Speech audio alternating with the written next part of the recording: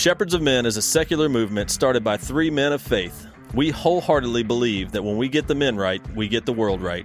We believe this because we believe that men are created and called to be leaders, and we believe there is an alarming deficit of leadership in our world today. And although the three of us have come from drastically different backgrounds, our core principles have given us a unified voice that is needed now more than ever to pave the way for a fundamental change in our culture. We are quite literally calling men to something great. Welcome to the movement.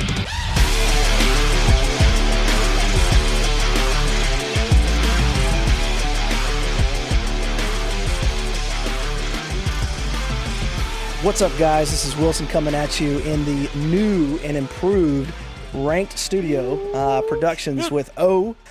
He is the man. Man, I wish you guys were here. I know you can see us all now, which is awesome, but the whole layout is just amazing. I'm actually here with, like always, JP. Yo. And Cam. What's up? And we are the Shepherds of Men, bringing you to the next episode of the podcast called Change is Necessary. We changed the name? I thought it used to be the movement.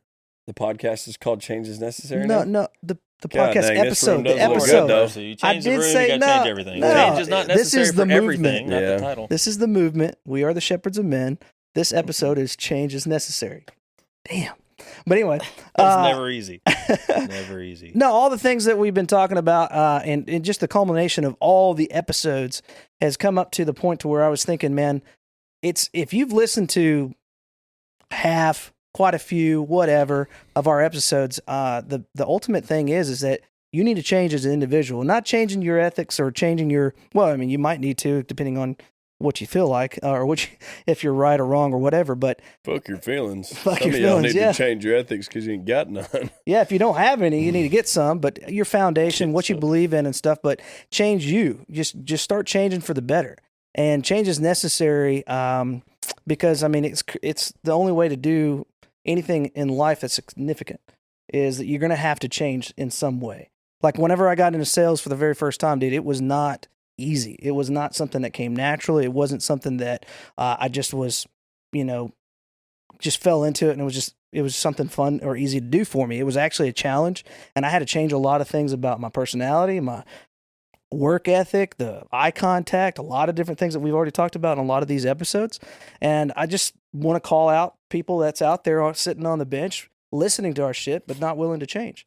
And I say that if you are listening to our shit and you get convicted, but then you don't do anything, then dude, shame on you, because you're living a life that's unfulfilled right now, and you could live at a higher level, and you can't complain to somebody else because you have full control. We're just talking to a girl named Courtney today. We were just talking about the same things. Like, you only live one life, and you have the full responsibility of taking ownership, what we talked about last episode. Yep. And, you're going to have to sweat it out, like we talked in the episode prior to that. Yeah. Just you have to make some movement, and you got to do something. There's a good name. Yeah. Let's go with We that. should call the podcast the movement. Yeah, That's a good it idea. is the movement. That's got a great ring. No, Yeah. that's a valid thing that you're saying there. This is my new favorite. I should have sat great. here. This will That's will great. continue to It's a little evolve, I'm sure. forever, yeah.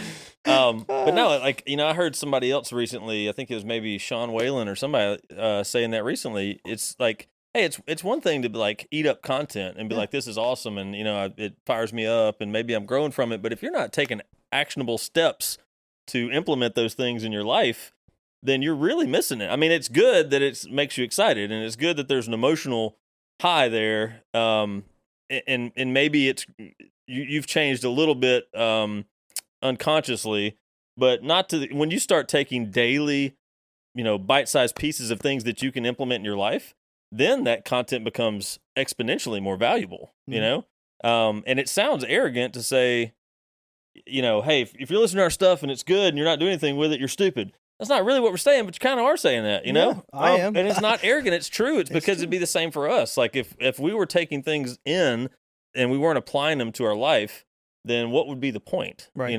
Like it just doesn't make a lot of sense. So like appreciate you guys listening for sure. But the goal of this is not for us to have a bunch of listeners. It's for us to have a bunch of people running alongside us so we can change the freaking world. Let's be honest, a sponge that soaks up a bunch of water but doesn't get squeezed out gets moldy.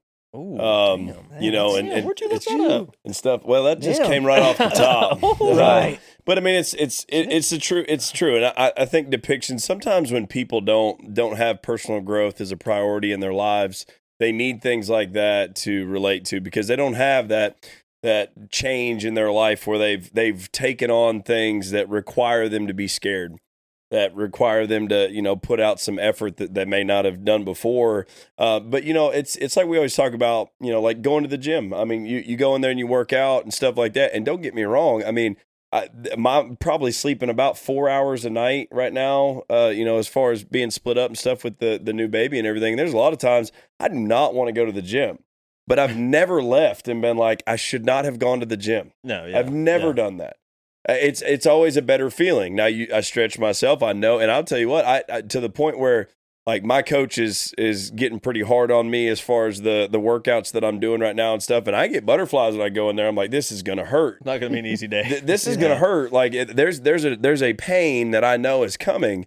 But I understand that when I leave after I get done with it, I'm a better man when I leave. And that's just one example, obviously, from a physical perspective, but I'm a better man when I leave. So I'm a happier man when I leave. I'm a more productive man when I leave. I can actually pour into my family when I leave because one of the greatest things I can give to my family is my happiness. Yep. Progression is where men get happiness. I seriously think that there's so many moldy sponges sitting out there right now. That's why everybody's so fucking sour, man. That's why everybody sits around, all these guys sit around with their lip hanging out and shit like that, and they're just bitching and moaning about everything that's going on because they don't fucking move, man. Well, they don't take any action in their life whatsoever. No, it's true. And, you know, that's such a great word picture or analogy that hopefully people can grasp onto because as you're talking about it, I'm thinking about, they do kind of get moldy and, you know, they're by the sink.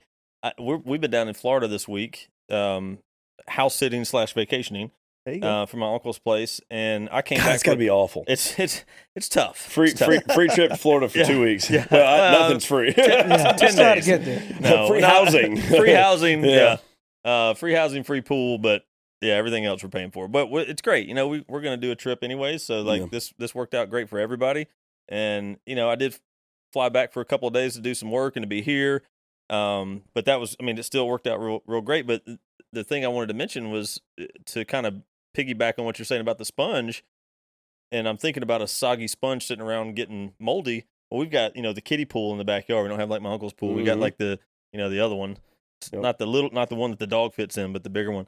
And we had it full of water when we left. We were only gone for 3 days, but it wasn't being used. It wasn't being circulated. It wasn't, nothing was happening. It was just sitting there stagnant. And it even actually rained while we were gone. So like more stuff got dumped on it. And I get home yesterday evening, and it's just slimy, nasty. I mean, 3 days, slimy and nasty, you know, and I got to, you know, dump it all out, clean it, start all over. So, you know, then you start thinking of that next level of if you're not changing, if you're not growing, if you're not intentionally circulating, you know, then it's harder when you want to, when you actually want, if you get in the habit of changing, and I don't mean like in the habit of like, let's change on a whim, like what's the new fad, what's whatever, but when I'm changing in a sense of I want to continually level up, like I'm changing to the next step, then it becomes something where you're just continually growing. Where the alternative is, you know, my uncle's pool is a huge pool that has a filter and that's being used all the time, and it's pristine. It's clean as it can be. Right. You know? And it should be, you would think it would be harder, but it's used to it. Like because it's constantly moving. Yeah. You know, the movement. Yeah. The pool has the movement. Damn, we should start a podcast. We should. You know what? I was just thinking about that. When you said that I was thinking Change is Necessary is the name of the podcast, but then I thought, the movement. Can you do this to him real quick? Hey, quick shout out. I know he mentioned it, but the new studio is badass. Yeah, dude. This is awesome. Dude, this axe is actually in the table. Yeah, he legit hammered it into the axe table. on the table. Axe the table. And he said, don't touch it because it legit split the table. It may fall over. Oh, that's no, awesome. it won't. No, that's in there. Ranked studios. Man, I'm telling you, if y'all have any kind of message that you want to tell, which I believe every man does, you guys got to holler at my boy, man. Well, he hooks it up. That's a good example, though. You think about when we started this, we had a studio here, and then we moved to a studio at your place. Then we came back here because decided that was something he was passionate and wanted to focus on, was actually building a studio and building a company around it. And so he put a badass studio together downstairs. and because he's not stagnant and he doesn't want to stay the same, and he wants to attract more than just shepherds of men. You know, he knows this is a flagship and it'll always be the biggest podcast he's ever had in the studio. Amen but to that. he wants to attract other people. Then he did this, you know, which is cool for us. We get to be a part of it. But what's really, I just love that. I've always loved that about you. You do it. I see it a lot. You know, you're always like, what's the next thing? What's the next change I can make? What was cool is he didn't just wait. Like, I'm just going to absorb everything that I can and just sit here and just hope that success bird comes and lands on me, you know, and something's going to happen. Something else is just going to come in and stuff. He was like, fuck it, let's do it. I'll figure it out on the way. Yep. You know, and I think that's important. And I think that's one of the things. And like I said, I think it's where a lot of men are missing it, you know, and that's a conversation that my wife and I have all the time is she's like, you are just we'll figure it out kind of thing. And I'm like, you know, that's really how I am. Like, I'm going to take that step. Now, I've fallen down a lot. I mean, there's been a lot of dumb decisions. Don't get me wrong. I'm not saying don't be calculated and don't educate yourself, but you have to take that step or you'll have paralysis by analysis. And people run into that shit all the freaking time, man. I see people do it all the time. Well, what if this happens? And what if that happens? But if I do it perfect, I can hit this. And if I don't hit the timing right and stuff, I'm like, dude, just fucking do it. Yeah. Just go. How much are you missing that you don't even know to analyze by not moving? How much would you know? Yeah. Like, that's the thing. That's the other bonus is like what you're learning from it. It's huge, man. And that's one of the biggest things. Like, that's what I would really encourage you to do. If you want to do something or there's been something on your heart about, just go freaking do it, man. You will learn more in a week of screwing up than you will of 3 months of studying. I promise you. And this is going to sound like a shameless plug. And I promise you it's not, but it is applicable to this conversation because as we launch Men Reforged, I know there are going to be men that go, well, maybe I should just wait and see how much more I'm getting out of the podcast before I invest in myself. And, you know, maybe, you know, that sounds like a good thing, but I'm not sure if I'm ready to go to that level. Dude, if you're thinking that stuff, you're overthinking it. You really are overthinking it. Either you want to be better or you don't want to be better. No, I agree. Right? Do it or don't do it. 100%. I love the fact that, you know, you just even look back over the last year and a half of our own personal growth. Because teaching, you know, also brings out more information in yourself. Like if you go out there and you've got all this soaked up sponge, so to speak, of what he was talking about of knowledge, and you're not sharing it, you're not giving it away, you're not helping other people to better themselves, dude, you're going to stay stagnant and you're never going to grow. And that's not us. And that's what's the cool thing is our evolution just as a company, as a Shepherds of Men, with the Men Reforged, with Rank Productions, all of this is a culmination of this, our effort of just doing something different that we've never done before.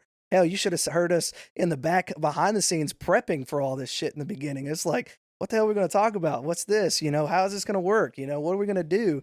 And we could have been, you know, what you said about analysis, analyzing everything and not move forward and not be as an impact that we've had on multiple listeners that listen to us. And I'll give you a good example of why the association is so damn important. I'm a very analytical person. I mean, I'm an engineer by trade, so naturally I tend to weigh risks and rewards on what needs to happen. And, you know, the econ analysis shit that I do all the time, it's really, really exciting and thrilling. But there's times where we've sat there and talked about, like, we've had meetings behind the scenes and stuff, and we're kind of planning things out and stuff, and we'll get too deep into the weeds, and then one of us will go, hey, listen, let's just fucking do it. Yeah. Like, let's do it, and we'll adjust as we go, because we're not going to solve all the problems right now. We're going to have to do it, and then we'll solve the problems as we go. And that's where having that brotherhood and having other guys around you that can talk to you like that and go, listen, we're too deep. Let's go. We got to move. We got to move on from here, and we'll figure that out as we go. Yeah, no, that's true. I mean, a strong, a reason that there's a lot of strength in numbers is because there's different perspectives and different triggers and those kinds of things. And it's not always that Josh is the one bogging down, because naturally Chris would be the one to not think about it at all and just jump. Yeah, and just go. Yeah. And Chris and Josh would be the opposite. Yeah. Typically. But there's times where, you know, we're like, we're talking too much. Let's just move on to the next thing. And but if it was just one of us, it would be easy to get bogged down for sure. That's certainly a huge point. So if you have a hard time changing on your own, take it back to working out. Take it back to your job. Take it back to, being an active, present father when you get home. Yep. If you're having a hard time getting your ass off the couch, you might want to start hanging out with some people that don't have a hard time with that. Well, or that will at least bring it to your attention and call you out on it. Well, and if the people that are around you don't encourage you, and not by telling you necessarily, but the people that you're hanging around, if they don't give you that draw to say, damn, I need to get up. Mm-hmm. Damn, I need to do something. Like then you need new friends. Yeah. And I have, if they're easy to be around, yep, they're hurting you. That's exactly right. I mince no words when it comes to that kind of stuff. Like if I'm around people that make me comfortable with not doing shit, then I'm changing sceneries. And I've got to, and we talked about this in a podcast previously, and maybe it's because I'm in my 30s now and I'm old as shit. What? It was a joke. Yeah, it was sarcastic. Look at me. Yeah, Do I what look you old? say? No, but it's I think from a wisdom perspective, and it took me a little bit, because I hung around with some people that were kind of like sandbaggers and stuff like that. And it's nothing against them. We're just at different stages in life. But I don't have time for that shit now. Mm-mm. I mean, and I don't care if they're family, and you can think what you want to about that. I don't care if they're family, they're friends, acquaintances, whatever it may be, business partners, whatever it is. If I feel like there's no movement there whatsoever, and there's no kind of draw, and it everybody has draws in different directions, right? Like I may create a draw for these guys that's different than the draw that they create for me, which is good. That's what you need around you, like you said, in different perspectives and things of that nature. But I think it goes back to what you're talking about in this. I think it has to do with change, right? So it's hard to meet people, right? That's what people think. It's hard. And like we talked about in the vocabulary, you change that. You start to say it's a challenge to meet people. And then you start to go into another facet of saying, I meet people. People like me. Like I meet people everywhere I go. I have friends all over the freaking country. Like that's where you start to progress into that kind of stuff. But that requires change. That requires you to look fear like dead in the eyes and be like, fuck you, I'm moving anyways. And Cameron, you're a good example of that. I mean, you in your neighborhood, there's nobody that doesn't know who you are in your neighborhood. But we force ourselves on people. but that's exactly right. But it's a change thing, right? Like, I mean, the comfortable way would be to go home, be in your house, do your thing, and but you understand how important relationships are. But that's not necessarily an easy thing to do for the average person. Like it's not easy to go out and just meet people in the neighborhood. Sometimes conversations are awkward or whatever it may be. But you have to put yourselves in those situations because the reward far outweighs the risk. The fear is created in your head. Yeah. Well, and the relationships themselves are valuable. And really, if you approach those relationships with the true heart where you really like, I just want to get to know you as a person. I want to know your story. I want to know how I can be a service to you. Yeah. But we've talked about this before. It's reciprocated too. Mm-hmm. Like, sure. And that's a valuable thing. Like when you have a network, because like, let's say for instance, a really simple example, but it helps Tanya was asking like, who's picking you up from the airport? When you fly back into Chattanooga, I'm like, oh, I don't know. Somebody in the neighborhood will get me. Yeah. I had no idea until the day of. I texted a few guys. Actually, I texted one dude, and he was like, yeah, I'll get you. And then she's like, who's taking you to the airport tomorrow? I'm like, I don't know. Somebody.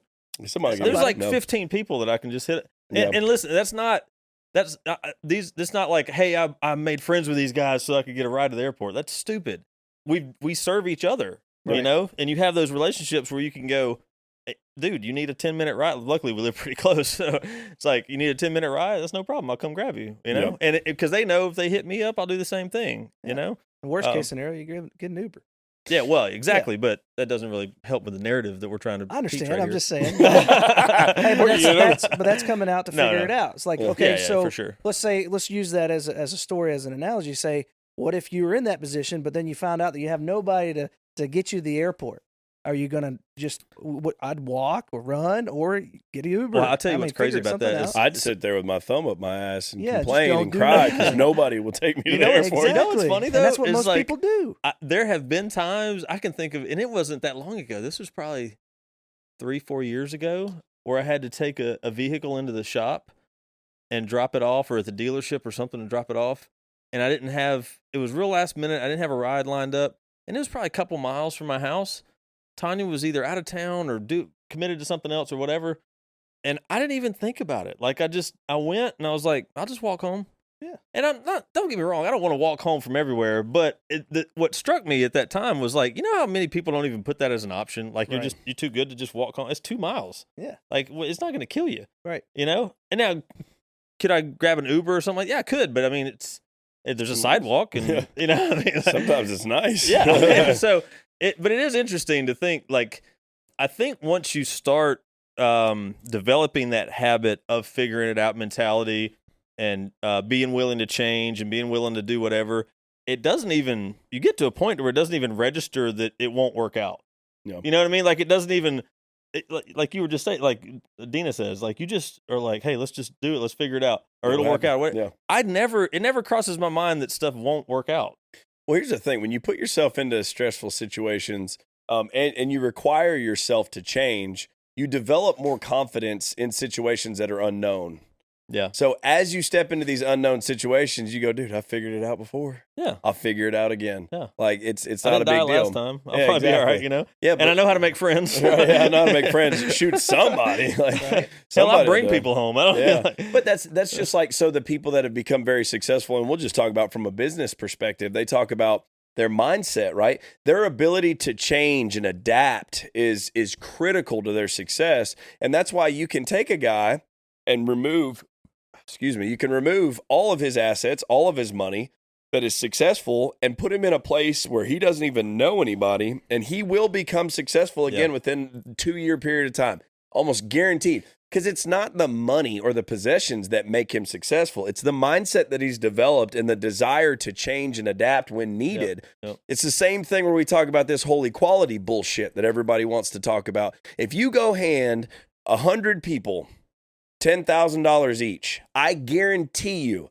that by, I don't know, probably a year later, those people will naturally separate themselves. And the ones that are success-minded, that are driven, that are responsible, will separate themselves, and the rest of them will burn through their money. And that's why this whole equality bullshit doesn't work. Equity, yeah. And they do. I mean, it does happen. Like, you see it. Yeah. I think, like, I never wanted handouts, honestly, and never got them. So, but I think about what a lot of people consider, not to get on the soapbox here, but a lot of people consider to be poverty level and, you know, government assistance and these kinds of things, and have it so bad.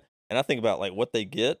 I'm like, damn, if somebody gave me that kind of head start, I didn't have, like, my head start was zero. Here, there's your feet and your hands. You can work. You can do all kinds of different. I never had like here's your base.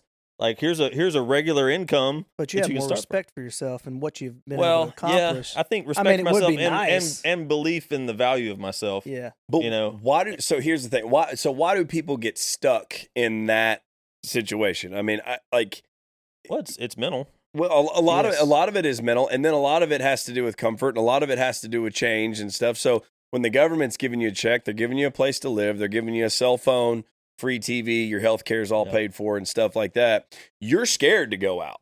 Like, you're like, man, I'm not trying to screw this up. You know how many times I've heard people that had food stamps and welfare and all the things. I can't work too much and stuff like that. I'll lose a little bit of my assistance. You know what would happen? Like, man, I tell you what, you could actually make more money if you go get a damn job. Wouldn't that be crazy? Especially like, now. that would be crazy as hell. I know of a few people that come to the top of my head. Well, you know, and the fact of the matter is, some people need it, right? Some people are legitimately disabled. Yeah. Some people legitimately have had hard times and stuff like that. But the fact of the matter is, probably 90% of the people that are on assistance and they're way outweighed their amount of time they're on assistance. Right. A woman that has some bad fortunes, and she's got 3 kids, and her husband left her because he's a douchebag or whatever it is, and she needs assistance to get on her feet so that she can go to work and get her kids into daycare and stuff like that, so she can figure some shit out.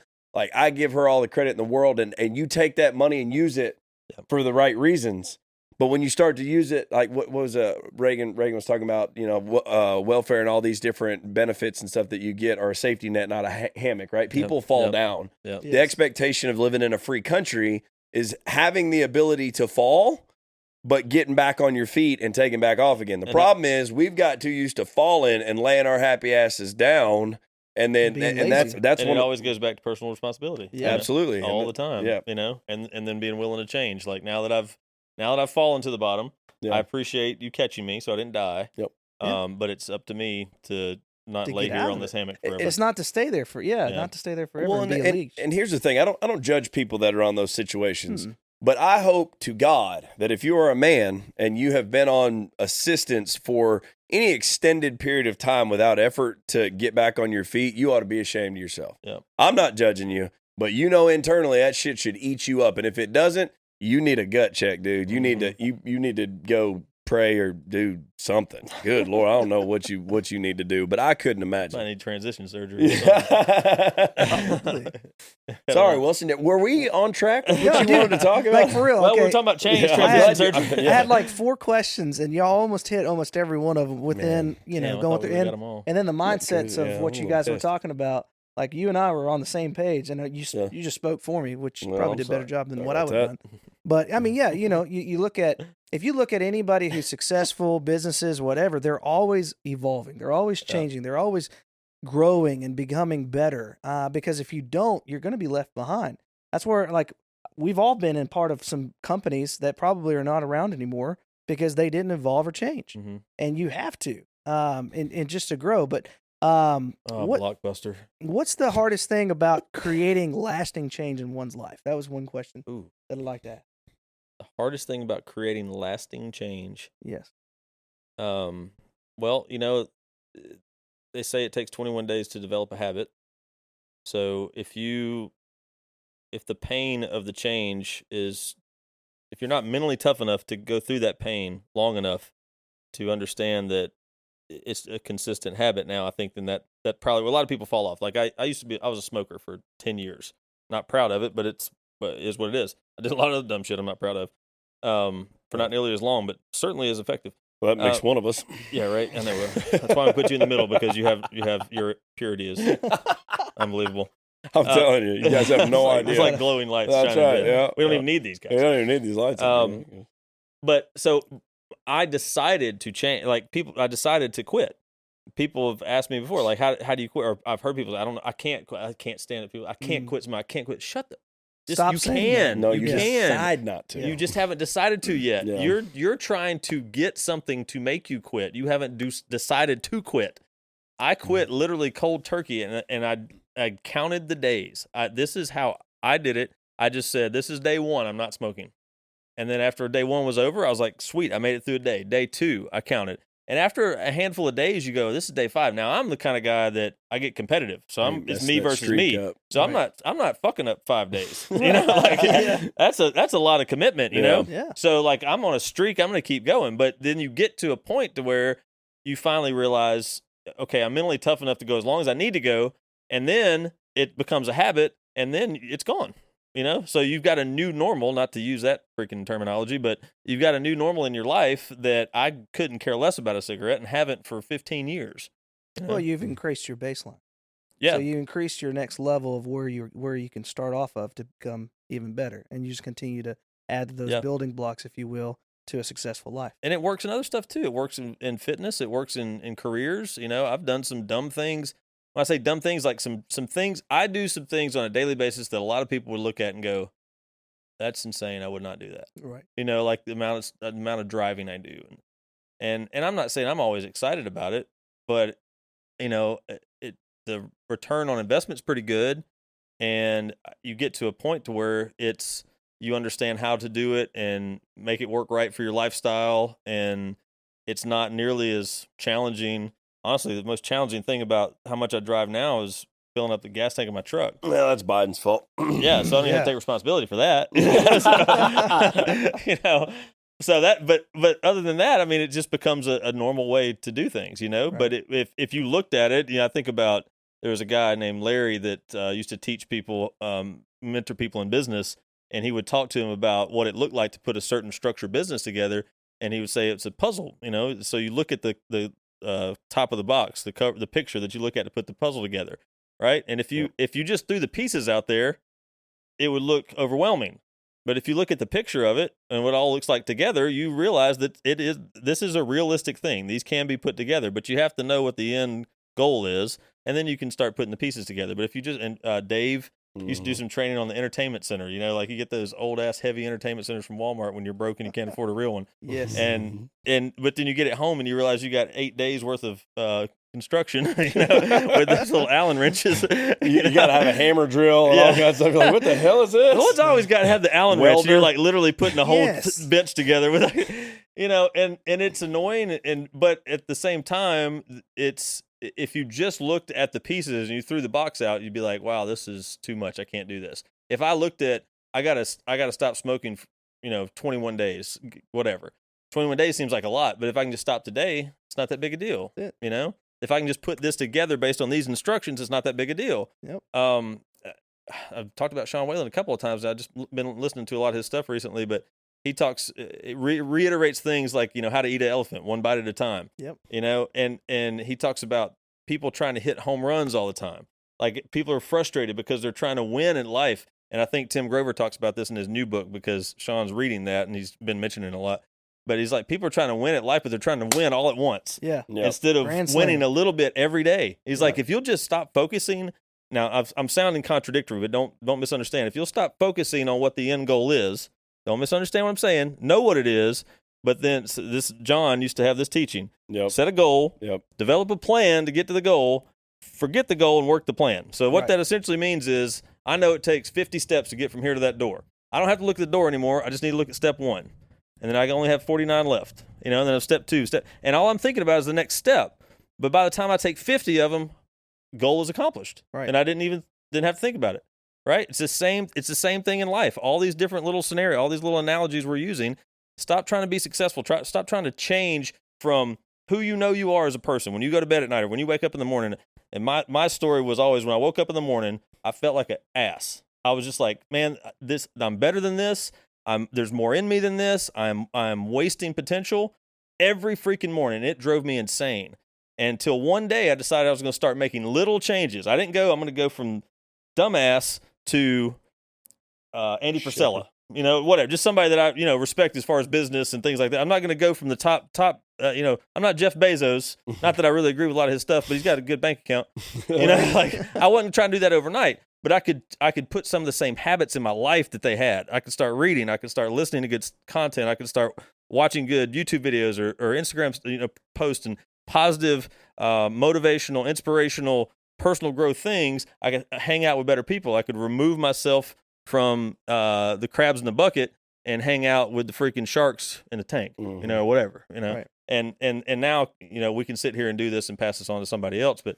I'm getting fired up about this because I've seen it in my own life. I've seen that. So when you talk about change, like, you got to be willing to change. Just so everybody knows, you don't have to be willing to change from here to here tomorrow. You should be willing to change here, then here, then here, then here, then here, and you're going to be here quicker than you think. My first biological son is turning 6 next week. You talking about went by fast? Yep. Like crazy fast. 6 years will go by like that. Mm-hmm. If you will just take the time, if you'll stop focusing on where am I going to be next year, stop worrying about it. Who are you going to be today? Who are you going to be today? Right. What are you going to do to be better today? And then this will happen by itself. The 6 years from now, guy, will happen by itself. Right? Stop, because the paralysis of analysis comes back to that. Yeah. You're going to sit there and stare at year 6, dude, and sit on your ass and worry. Yep. Or just be so fearful of, like, I don't know if I can ever be there. You get doubt versus just, if you break it down as minute as you were talking about, or as the workout is. I mean, you break down a workout, you're not thinking about your 6-year self. You're thinking about, this is the workout. This is what I got to do. Do it. Now, it sucks. You're going to sweat a lot. You're going to cry a lot. You're going to get hurt. It's okay. Everybody has to go through it. It's not easy. It's not meant to be easy. And that's the challenge, is what brings the best out of you as an individual. And that's what most people forget, is that once they hit adversity, once they hit some kind of challenge, they think that it's not going their way. And it's like, no, that is it. That's the secret, you dumbass. Yep. Listen, Hit the gas, challenge not the is what gives you the adversity that you need to change. Yep. Just like if we're talking about Men Reforge and with what we're doing with, like, if you're as a picture of a man being a sword, having rust and dinks and bangs and bruises or whatever, not bruises, but scratches, all these on the metal, and you can't cut. You're not the tool is not suited for battle. All right, and we're in war all the time, whether you think you are or not, whether you're just behind the scenes just playing your video games and doing nothing for your life, and nothing wrong with video games. You can play within moderation. But if that's all you do and you're not making bank checks, you're not making good money for your family, like if that's your living, great, awesome. That's just one analogy. But being lazy, watching TV, doing whatever, if you've got to be put in the reforgery, back into the fire, have the master smith nail you back out, reshape you, remake you, and resharpen you, so you're good in battle. Well, change, that's if you were truly that sword, that would hurt. You're going to go through a lot of pain, a lot of pain. And any successful person just didn't become successful overnight. And prior to that, even if they inherited wealth, the people who earned that wealth had to go through all that too. So I hate when other people look at successful people and they go, "Oh, you're just lucky," or "Oh, you didn't have to struggle. You didn't struggle like I did," or all these self-imposed limitations that they put on themselves to keep them from moving forward. That's messed up, man. Get rid of that. Mm-hmm. Quit making excuses. Change is necessary. Yep. No, I mean, there's not a whole lot to add to that. I mean, between the two of you, I mean, I think you guys really, really hit the nail on the head. I mean, when you start talking about faith, perseverance, vision, those things are necessary for long-term changes. I mean, you don't get to where you want to be at if you don't have faith that ultimately it's going to pay off, and you have to have that. And one of the problems is, we live in a society that tells you it's okay to be mediocre. We live in a society that tells you that it's okay to be fat. We live in, and I'm not just saying that because I work out. I'm saying that because it's sickening to me, especially when you have somebody that is overweight, that has created this coalition of overweight people and said, "Hey, you should love yourself the way you are because you're great." Now, don't get me wrong. Don't beat yourself up because you're fat. Do something about it, but don't be proud of it. Holy shit. Like that kind of stuff blows my mind. That's like, "Hey, I'm a deadbeat. I don't do shit." And I'm not saying fat people are deadbeats. I'm saying that would be like being a deadbeat and saying, "Hey, I'm good with this. We're good. You should be okay with it." Yeah. The problem is people allow society to tell them that. It's the same thing with how we've been lulled to sleep by our own government, man. Like they've told you, "Hey, you guys don't worry about this shit. We got it. Mm-hmm. We got it. Just let us worry about the problems. Yep. You guys just live your beautiful lives that you have in the United States of America. Make sure you guys keep voting. Go on, just vote for us. We'll take care of you." That's horse shit, man. Yeah. Like what is it? I think it was Reagan again. When he's talking about the most terrifying words was, "Don't worry about the government. I'll take care of it," or something like, "We're here to help." We're here to help, or something like that. And it's but there's some truth to that. And we live in a society that tells you that it's okay to not go after long-term change. Long-term change is not an easy thing because it creates persistence. And one of the biggest problems where people fall off track is they don't follow the plan because they go off their feelings. Like, "I don't feel like doing it today." Well, then who the fuck cares? That was never mentioned. You feel like. Yeah. Since when do your feelings make decisions for you? Now, don't get me wrong. I let my wife's feelings make decisions. And I think, like, to Wilson's point, women have a certain level of intuition and stuff like that. But as a man, dude, like, don't get me wrong. Sometimes you might get that gut feeling like, probably not a good idea to do this and stuff like that. But if it's you getting up off the couch to go do something productive, like, stop going with your feelings. Because there's a lot of shit that I'd rather be doing than what I do. Yeah, right. Like, sure. Well, and something you mentioned about being at war and people thinking that we're not.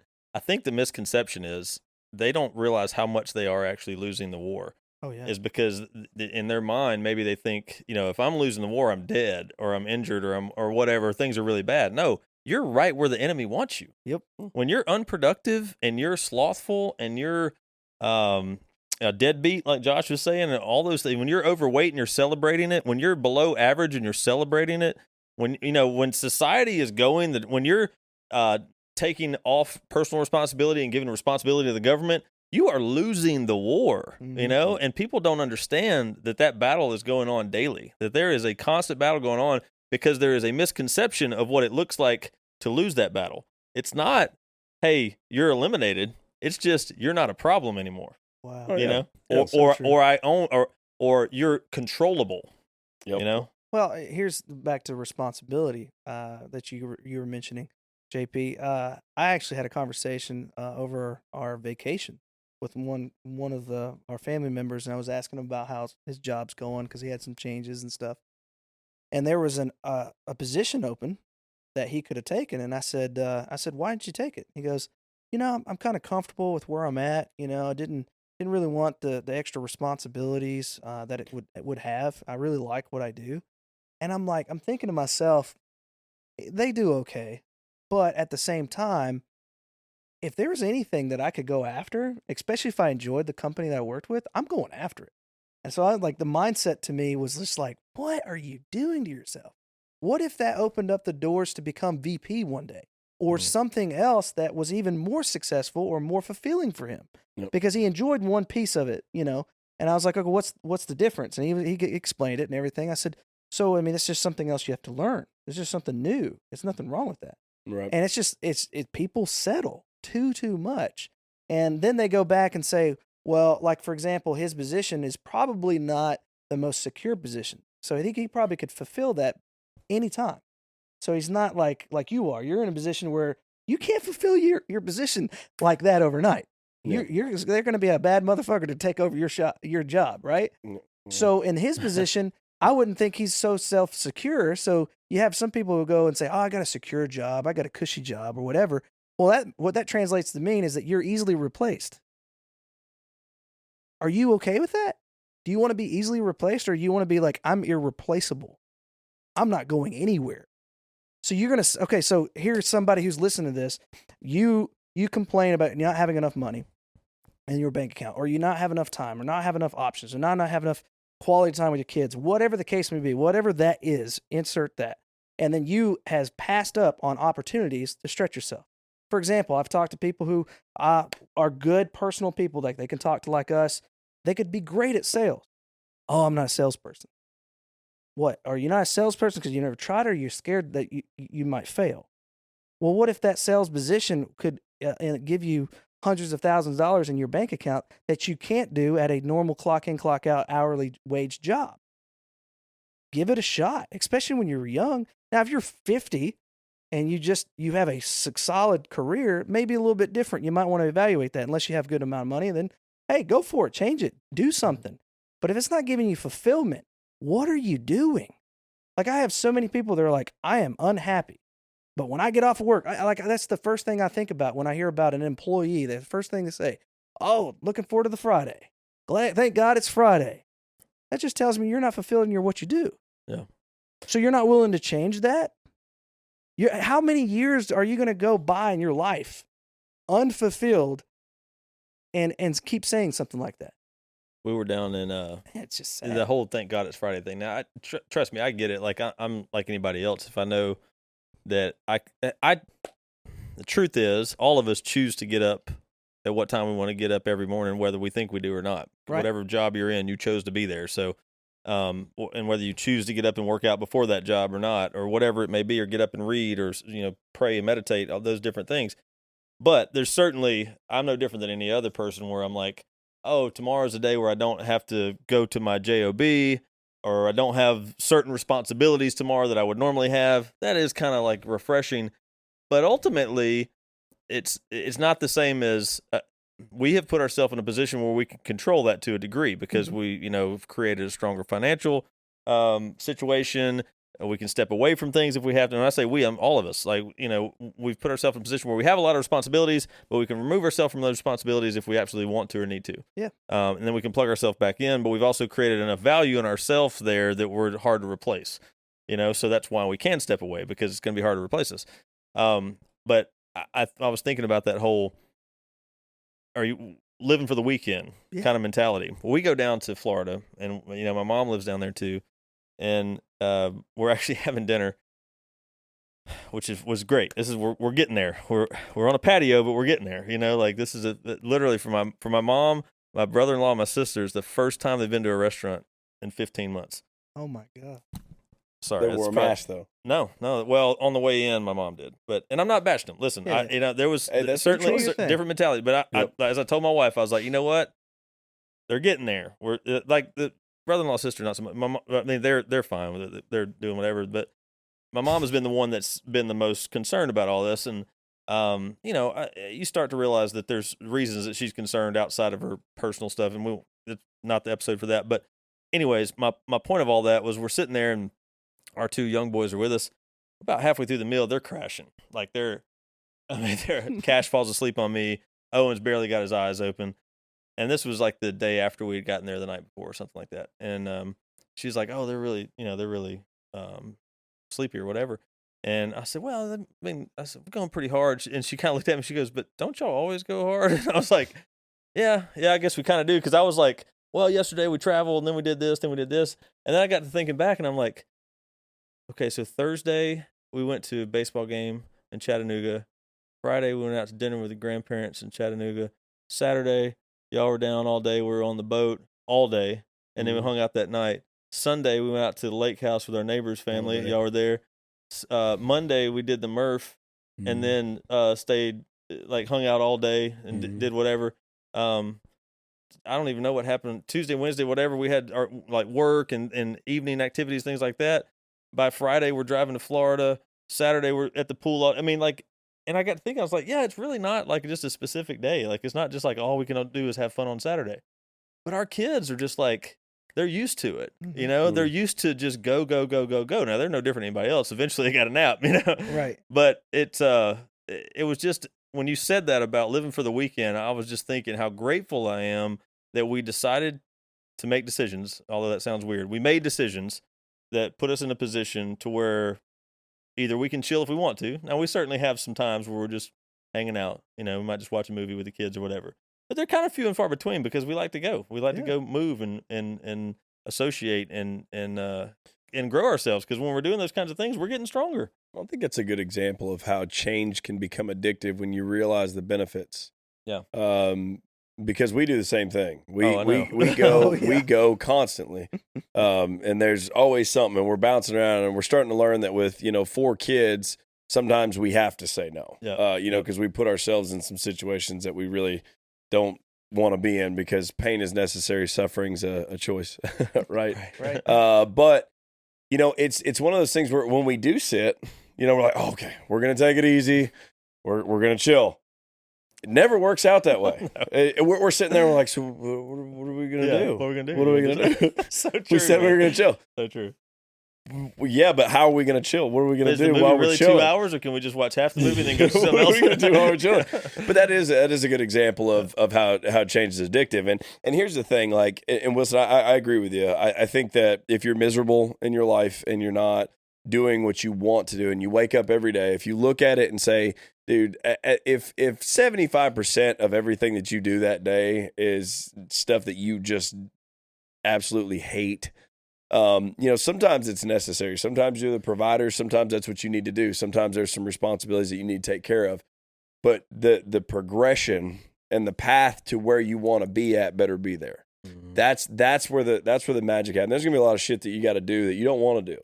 But the reason that you don't necessarily have to just look forward to Friday is because you're not looking forward to Friday. You're looking forward to the progression to the goal, the ultimate goal of where you're going to be at. And you know that every single day you're putting in where you're at. So you're okay with doing the things that are uncomfortable or the things that you don't necessarily want to do because you have a vision or an end goal of where you want to be at. That's where the fulfillment comes in. Now, the people that look forward to, and don't get me wrong, I look forward to Friday. As far as I'm concerned, just because, I have more available time outside of my job to spend with my kids and stuff like that. But I don't necessarily look forward to Friday like most people do because I'm looking at a farther ahead, as far as accomplishment side of things, I'm looking at it big picture wise. Friday is just another day. The future plans are much, much larger than that. This is just kind of, the path there. So I think some people do, though, if you just live for the weekends and then you're already regretting Saturday night, or Sunday morning when you get up, make some changes, put some things in place to say, hey, I'm going to do these little things this week to start going towards. It's kind of like Cam was talking about, find that plan, man. Sit down with your wife, or if you don't have a wife, sit down with your dog. Hopefully you don't have a cat.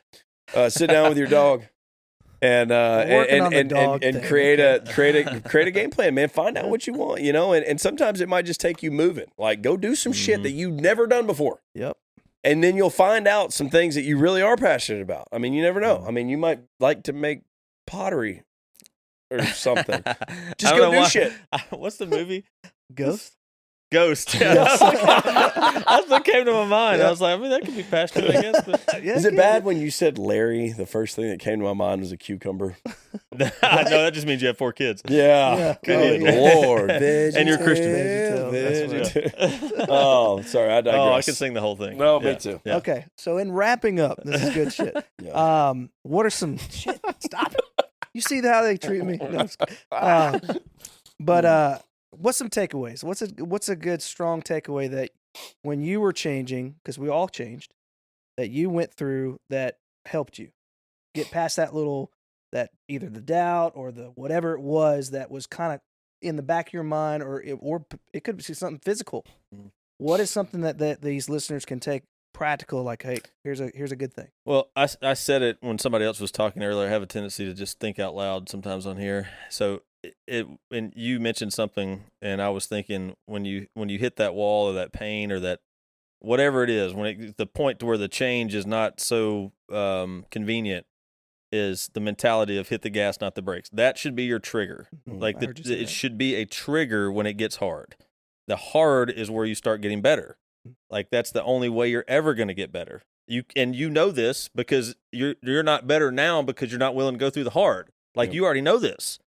So at the point where you normally would go, that hurts, that's too hard, that's challenging, whatever, I'm going to, number one, stop saying it's hard. It's challenging. Then I'm going to back off. I'm going to sit back down. I'm going to go back to my box. I'm going to go back to my comfort zone. Switch that. Do that one thing. I swear if you do that one thing where every time that you think you should hit the brakes, hit the gas instead, try it and see what happens. And it won't take long till we go, wow, the gas is way more exciting. Mm-hmm. Like I'd much rather hit the gas than sit on the brakes all day. Yep. So yeah, I would agree with that.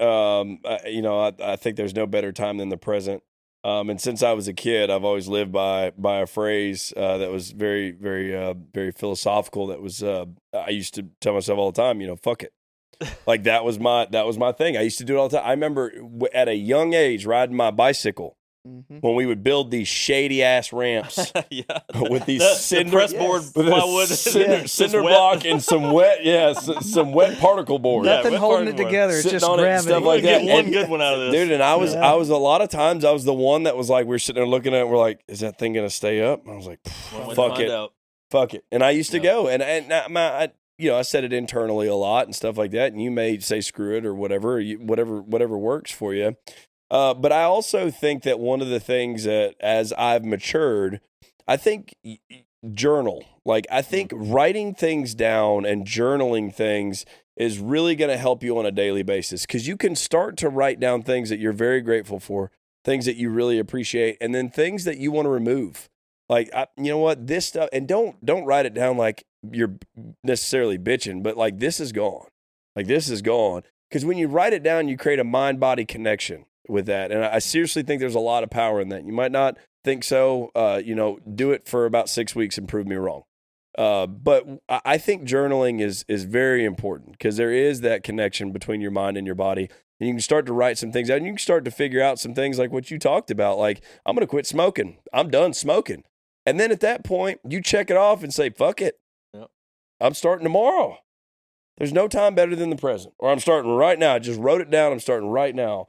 So I think, obviously taking action, stuff like that. But from a practical sense, I think get a notebook, keep it over there by you, journal it, end of the day and stuff like that, write stuff down. And I'm telling you, what's really cool is I've been journaling for a little while and I've gone back and looked at some of my old notebooks and stuff like that and looked at some of the stuff that I wrote down in there and everything. And I'm like, you know what is so cool is just the progression, the mental maturity, the mental growth that I've experienced over that period of time. And I wasn't a dumbass back then. I didn't make mentally mature decisions and I didn't take advantage of opportunities that were in front of me. And I truly believe that what you just talked about with challenges and stuff like we are blessed to be challenged. Yeah.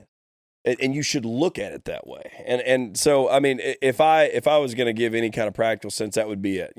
Come up with a phrase, whatever works, whatever triggers you. If fuck it isn't your thing, then come up with something that makes you go right now. Something that makes you go, you know what? I'm going to do it. Can I add one more thing before you wrap up here? Because when you were saying that we're blessed to be challenged, I was thinking about what I sent you guys the other day. Yeah. And then you had some things, like a lot of, like happens a lot. Yeah. We get some similar messaging from things we're reading and prayer time and whatnot. But I was doing some reading in a really good book. It's been around a long time, been a bestseller for a few hundred years. The Bible. Yep.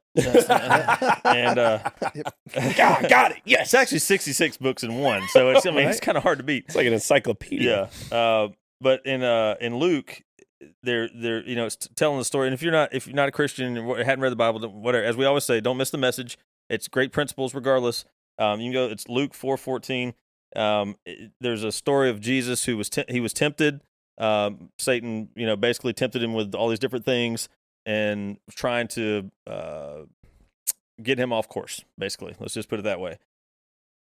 After he passed all those tests, the next sentence is Jesus returned to Galilee, powerful in the Spirit. After the toughest challenges anybody could ever possibly go through, 40 days, 40 nights better. in the desert. He was no better food. afterwards. Crazy. And what I wrote to you guys, I haven't read this, but the very first sentence after Jesus tested the devil in the wilderness, he was telling about how powerful and important testing really is. Don't hate the test; it's necessary to reach your full potential. Mm-hmm. You have to pass the test. It has to be hard. Yep. Right? You have to be willing to go through it. So as you were talking, I was just thinking about that again. So again, there's good principles in there. If you want to read it sometime, check it out. An amazing book. My biggest thing for those who are facing change or needing to change or unhappy with life, whatever that may be, it translates to you, is have a figure it out mentality. Figure out a way to get it and stop dwelling or focusing on the negative. Focus on the positive. Be positive thinking, and your mind will start to shift and change and figure out ways to achieve whatever your heart's out to set. But the other note that I wrote down is you have to be the change to make a change. No one can do it for you. It's your life. Take control and live on purpose. You've been part of the movement.